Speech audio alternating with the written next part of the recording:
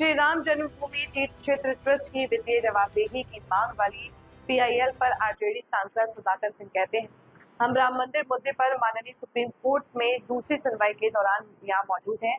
जिस तरह करोड़ों लोगों की आस्था के साथ खिलवाड़ किया गया और उसे चुराया गया, ये सिर्फ पैसे की चोरी नहीं है, ये आस्था की चोरी। आज माननीय सुप्रीम कोर्ट के सामने राम मंदिर के सवाल पर आज दूसरी तारीख की सुनवाई के दौरान हम लोग आज उपस्थित हैं। इस देश के लोगों की, करोड़ों लोगों की, 145 करोड़ लोगों की आस्थाओं के साथ जिस तरीके से खिलवाड़ किया गया, उनके आस्थाओं की चोरी की गई। केवल पैसे की चोरी नहीं मानता, वास्तविक रूप से आस्थाओं की चोरी है।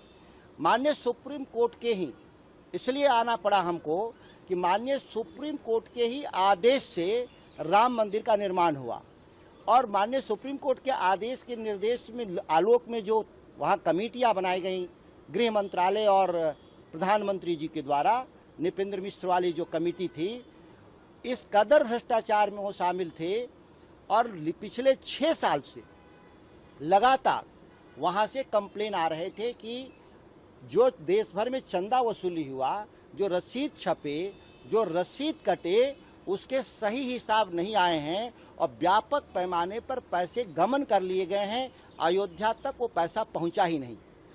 जो पैसा वहां पहुंचा, वो पैसे से जब निर्माण की पूरी प्रक्रिया चालू हुई तो मिट्टी से लेकर पत्थर तक के 2 गुने भाव में, यहाँ तक कि जो जमीन थी उसकी खरीद 8-8 गुना 7-7 गुना ज़्यादा महंगे दर पर की गई। यह सारे साक्ष्य थे।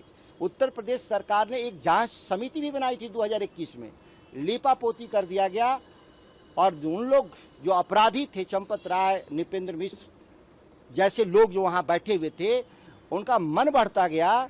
वहाँ तक कि जो दान में चढ़ावा में पैसा, पहले दान की लूट हुई, फिर चढ़ावा जो आया उसके पैसे गायब कर दिए गए। एवरेज जो कहा गया है, आंकड़े हैं कि जितने श्रद्धालु वहाँ आए वो करीब 5 रुपये एवरेज केवल दान दिया।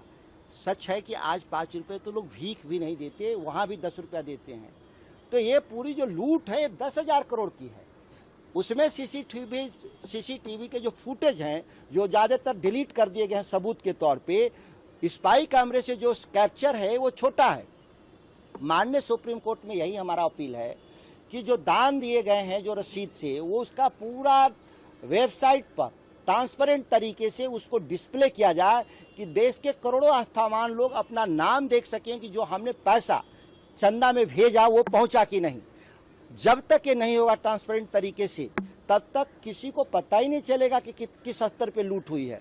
आपने कई टीवी खबरों में, चैनलों में आपने देखा कि 200 चांदी के ईंट गायब हैं, सोना के गदा गायब हैं, सोना के ईंट गायब हैं। इस तरह से देखें तो ये अरबों रुपए का तो ये सोना चांदी वहाँ से गायब है। कैश पूरे अभियान में आप देखेंगे तो चंदा लोगों ने, जो गरीब लोग थे गांव में, उन्होंने अक्षत, फूल और नगद पैसा दिया था जिसकी रसीद नहीं कटी थी। वो भी अरबों अरब रुपए था, उसका भी कोई हिसाब नहीं। तो इस तरह से देखें तो जो लूट हुआ है, माननीय सुप्रीम कोर्ट से में जो हम लोग आए हैं, हमारे जो एडवोकेट हैं सत्यम और साथ में बहुगुणा जी, इस सभी लोगों जो हमारी तरफ से आज खड़ा हो रहे हैं और भी वकील, हमारे सीनियर वकील खड़ा हो रहे हैं, सबको बधाई है कि माननीय सुप्रीम कोर्ट के सामने भगवान राम के अस्तित्व को पर जो सवाल खड़ा करने वाले लोग हैं, जो आरएसएस के, बीजेपी के लोग जो वहाँ पे बैठे हुए थे, विश्व हिंदू परिषद के लोग, इनको निश्चित तौर पे दंडित करने का काम सुप्रीम कोर्ट की कोई कमेटी बनाकर ही की जा सकती है। सरकारों पे भरोसा नहीं है इस मामले में।